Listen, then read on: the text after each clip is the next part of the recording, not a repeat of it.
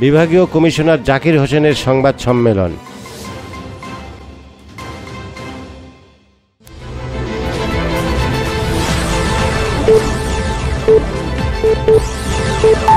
আসসালামু আলাইকুম।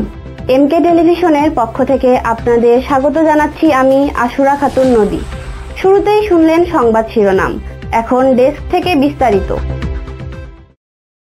ভূমি সেবা সপ্তাহে রংপুর বিভাগে হয়রানিমুক্ত স্মার্ট ভূমি সেবা জনগণের দোরগোড়ায় পৌঁছে দিতে নানা রকম কার্যক্রম তুলে ধরে সংবাদ সম্মেলন করেছে বিভাগীয় commissioner Zakir Hossain. Rangpur circuit house মিলনায়তনে সংবাদ সম্মেলনে ভূমির সেবার আধুনিকায়ন ও ভবিষ্যৎ কর্মকৌশল তুলে ধরেন বিভাগীয় কমিশনার। এ সময় অতিরিক্ত বিভাগীয় কমিশনার আবু জাফর, জেলা প্রশাসক মোহাম্মদ মোবাশ্বের হাসান, জেলা পুলিশের অতিরিক্ত পুলিশ সুপার তরিকুল ইসলাম সহ প্রশাসনের কর্মকর্তারা উপস্থিত ছিলেন।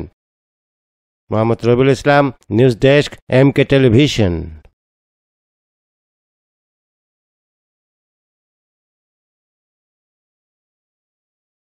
শেষ করছি এমকে টেলিভিশনের সংবাদ।